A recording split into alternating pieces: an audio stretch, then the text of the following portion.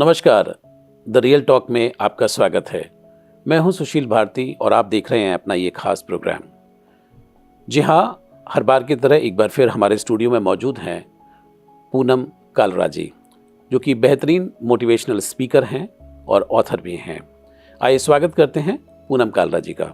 पूनम जी, आपका बहुत बहुत स्वागत है। नमस्कार। पूनम जी, जो आज का विषय है वो बहुत ही महत्वपूर्ण विषय है और विषय ये है कि आज हर व्यक्ति के पास कोई ना कोई समस्या है। अगर हम घर की बात करें तो घर में बहुत सारी समस्याएं हैं। पति पत्नी के झगड़े हैं, बच्चों के आपस में डिफरेंसेस हैं, रिश्तेदारों के आपस में डिफरेंसेस हैं। कई बार लोग जो हैं सरलतावश अपने घर की बात बाहर डिस्कस करना शुरू कर देते हैं और वहीं कहीं ना कहीं वो गलती भी कर बैठते हैं।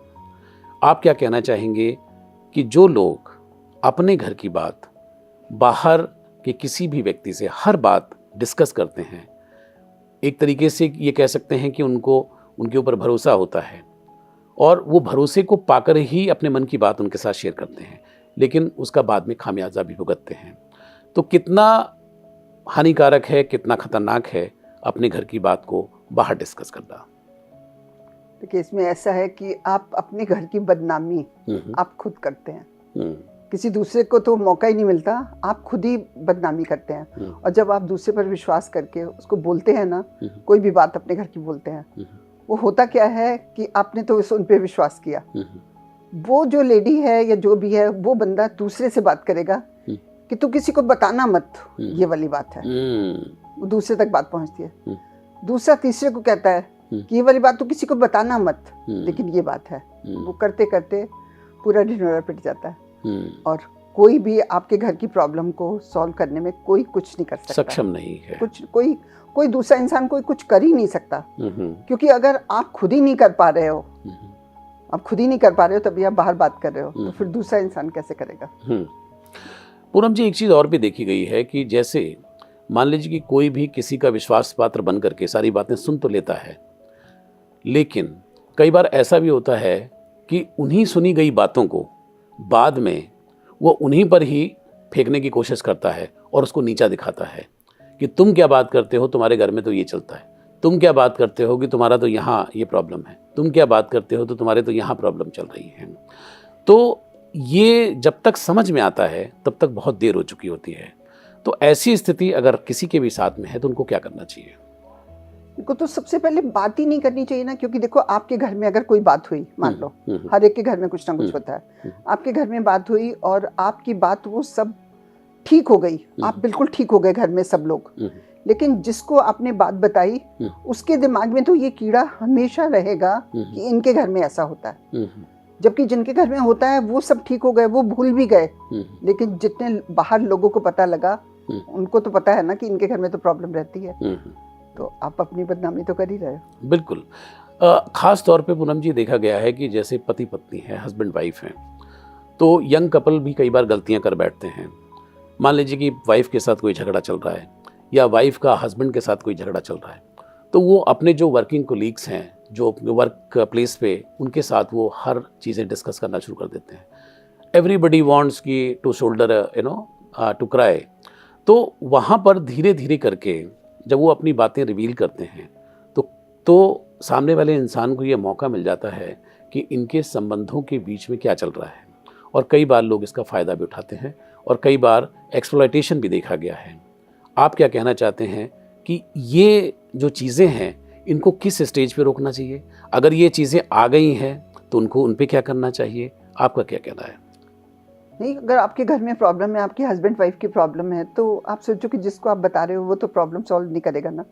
दूसरा इंसान तो तमाशे देखता है और पूछ के कि और क्या हुआ, ऐसे करो वैसे करो, उल्टी सीधी आपको पट्टियां पढ़ाएगा कुछ, और आपका घर जितना बर्बाद हुआ होता है उससे 4 गुना ज़्यादा हो जाता है और आपको मिलता कुछ नहीं है। तो यही अगर बैठ के आप हस्बैंड वाइफ बैठ के जब भी आपकी कुछ प्रॉब्लम हुई है, आप थोड़ा सा सब्र कर लो, 1-2 दिन चुप हो जाओ। 1-2 दिन के बाद देखो, हस्बैंड भी नहीं चाहता कि मेरा वाइफ के साथ झगड़ा हो, झगड़ा करके कोई भी घर में रहना नहीं चाहता, तो वो अपने आप ही उनकी जो झगड़ा होता है सुलट जाता है। यहाँ पे तो लड़ता ही है ना, क्योंकि कितने दिन लड़ के बैठोगे, 1 दिन 2 दिन 3 दिन, अपने यहाँ पे ठीक होगे। बिल्कुल, ये तो हर घर की वो कहानी है। बिल्कुल। पूनम जी, जब बातें लोगों को पता लग जाती हैं तो कहीं ना कहीं आप कमज़ोर भी हो जाते हैं, और ऐसा लगता है कि आपकी कमज़ोरी किसी को मालूम है, तो भले ही भविष्य में आपके रिश्ते ठीक भी हो जाएं, उसके बावजूद भी कोई आपकी कमज़ोरी का फ़ायदा उठाने की कोशिश कर सकता है। ये बात क्यों नहीं समझ में आती है, और इसके लिए क्या सतर्कता बरतनी चाहिए? यही सतर्कता बरतनी चाहिए कि हस्बैंड वाइफ को मतलब इस बात में तो पक्का रहना चाहिए कि कुछ भी बात है वो बाहर नहीं निकलनी चाहिए। आप तो ठीक हो जाओगे, हफ्ते में ठीक हो जाओगे, 15 दिन में ठीक हो जाओगे, 4 दिन में ठीक हो जाओगे, लेकिन आप जो अपनी बदनामी कर देते हो बाहर, वो दोबारा आपकी इज्जत बन के वापस नहीं आती। उनके दिमाग में सारी लाइफ ये रहता है कि इनके घर में प्रॉब्लम है, इनके घर में प्रॉब्लम है। यस, उनके घर में प्रॉब्लम है। भले ही वो ठीक हो जाएं, बिल्कुल ठीक हो भी जाते हैं, ठीक हो भी जाते हैं, मोमेंटरी होती हैं हाँ, चीजें, लेकिन बाहर उनका इंप्रेशन बिल्कुल खत्म हो जाता है। इसका बिजनेस पे क्या फर्क पड़ता है इन सब चीजों का? बिजनेस, जब आपका घर में झगड़ा हो रहा होगा, जब हस्बैंड बाहर जाता है तो वो तो उसके दिमाग का तो सुकून ही नहीं है ना, उसके दिमाग में तो हर समय वही बातें घूमती रहेंगी। वो बेचारा क्या बिजनेस करेगा? अब बेचारा कहो या क्या कहो, पता नहीं। अब बेचारा वो होता है कि बेचारी वाइफ है, लेकिन वाइफ भी है अगर घर में सारा दिन है या कुछ काम कर रही है, कुछ है, वो भी नहीं कर सकती, क्योंकि जब हस्बैंड वाइफ का झगड़ा होता है या कोई बात होती है ना, तो दोनों पर असर होता है, दोनों पे असर होता है। ना हस्बैंड बाहर जाके काम कर सकता है, ना वाइफ बाहर जाके काम कर सकती है, और वाइफ घर में बैठ के भी काम नहीं कर सकती, वो परेशान रहती है, वो परेशान रहती है। यस। पूनम जी, ये एक पॉइंट आ गया, सपोज करिए बहुत सारे ऐसे लोग हैं कि जो अपने मन की बात किसी के साथ करना चाहते हैं, बाई चांस ऐसा पॉइंट आ भी जाए कि मुझे इस व्यक्ति से बात करनी है, तो उस व्यक्ति का चुनाव कैसे किया जाए? किसको अपनी बात बतानी है, किसको नहीं बतानी है?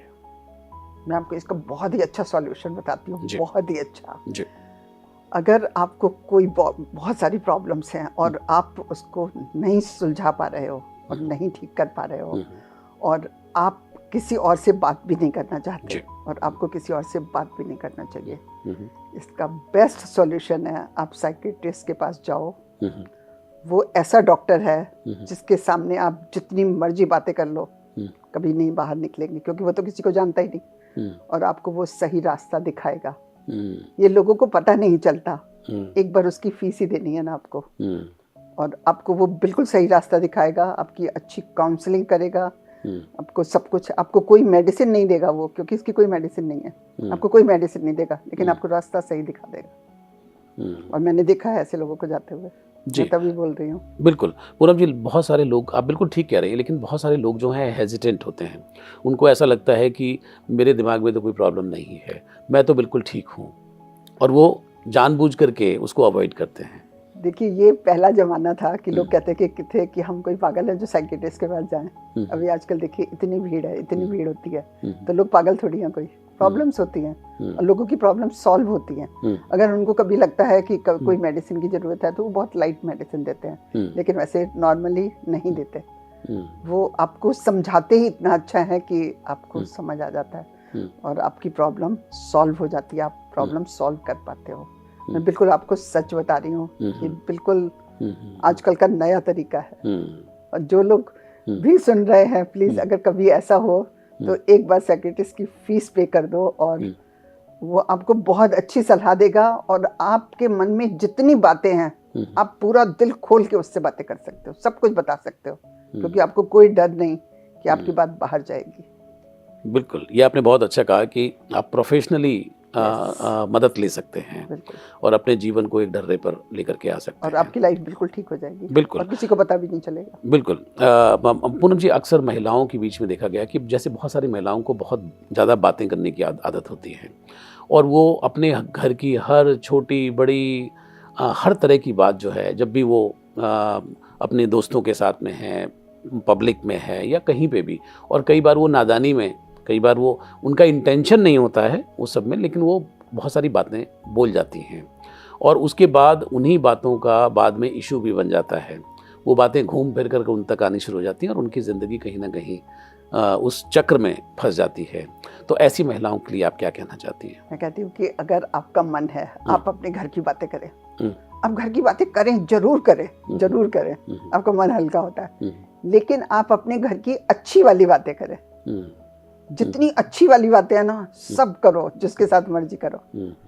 आपको बहुत अच्छा लगेगा, आपका बाहर इंप्रेशन बहुत अच्छा बढ़ेगा और आपको लगेगा भी कि देखो मैंने इतनी सारी बातें करी हैं। जरूरी थोड़ी है कि खराब बातें करनी है। पूनम जी, आपने कहा कि साइकेट्रिक जो है वो अगर आप अपने मसले नहीं सुलझा पा रहे हैं या आप फंस गए हैं किसी भी तरीके से, तो आप साइकेट्रिक के पास जा करके अपनी बात को कह सकते हैं। बहुत सारे ऐसे लोग हैं कि जो साइकेट्रिक को ढूंढ नहीं पाएंगे या उनके एक्सेस में नहीं है, या मसलन कह सकते हैं कि उसकी फीस ना दे पाएं। ऐसे बड़े सारे लोग हो सकते हैं। तो ऐसे लोगों के लिए आप क्या कहना चाहते हैं? देखिए, आपके घर का ढिंढोरा पिटे, उससे अच्छा तो है कि आप 1000 रुपए फीस देके और अपने घर को बचा लो। आप सब कुछ ठीक कर लो। और साइकेट्रिस्ट ढूंढने तो क्या, सब जितने अच्छे हॉस्पिटल हैं, हर एक हॉस्पिटल में होते हैं। आजकल जो है नया ट्रेंड हर एक हॉस्पिटल में है। मैंने तो देखा है कि उन लोगों के पास इतने लोग होते हैं। कुछ जैसे मैं किसी और डॉक्टर के पास कब बाहर वेट कर रही थी और साइकेट्रिस्ट के बाहर मैंने देखा, और मैंने एक आधी लड़की वहाँ थी और मैंने उससे पूछा भी उस समय कि तू मतलब ऐसे साइकेट्रिस्ट के पास कैसे, तो उसने मुझे अपनी प्रॉब्लम बताई।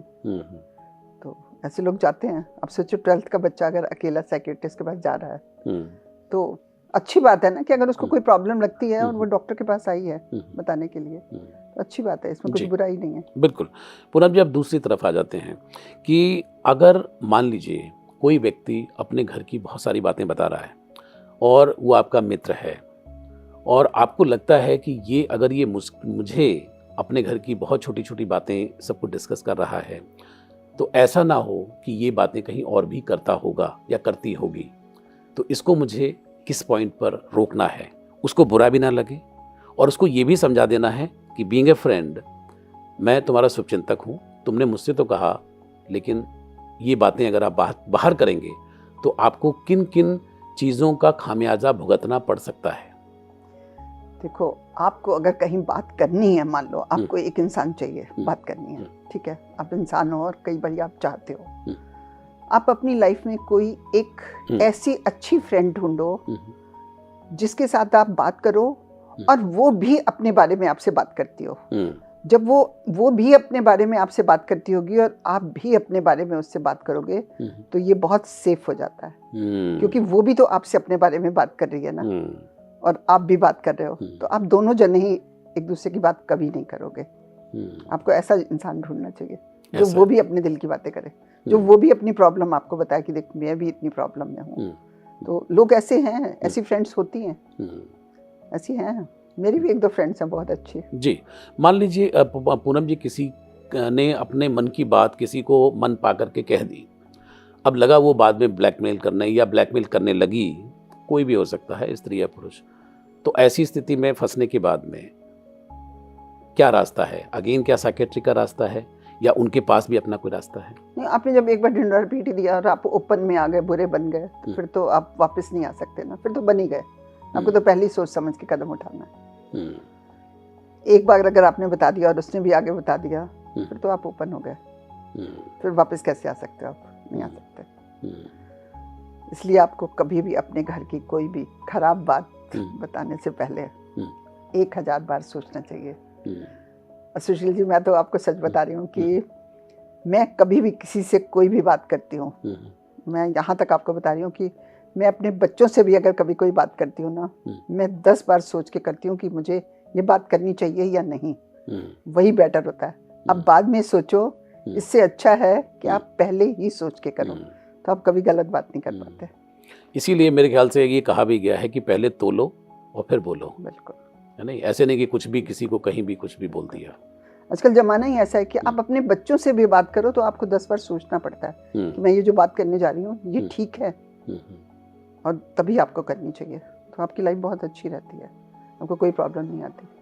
बिल्कुल, मैं आपके सामने एग्जांपल बैठी हुई हूँ। मैं तो किसी से भी कोई भी बात करती हूँ ना, किसी से भी मैं 10 बार सोच के बात करती हूँ कि मुझे ये बात करनी चाहिए या नहीं। मैं तब बात करती हूँ, चाहे मेरे सामने कोई भी इंसान बैठा हो। बिल्कुल। कुछ ऐसी टिप्स हमारी जो घर की महिलाएं हैं उनको आप देना चाहेंगी कि आप बातें करें, लेकिन एक दायरे में बातें करें, उसके कई बार सोचें। क्या कहना चाहेंगी जो हमारे घर में महिलाएं हैं जिनका सिर्फ बातें करना ही काम है और वो बहुत बातें करती हैं, तो उनके लिए आप कुछ कहना चाहती हैं? किसी दायरे में नहीं, आपको अपने घर की कोई बुरी बात तो कभी भी किसी के सामने भी नहीं करनी चाहिए, कभी भी नहीं करनी चाहिए, मतलब भूल कर भी नहीं करनी चाहिए।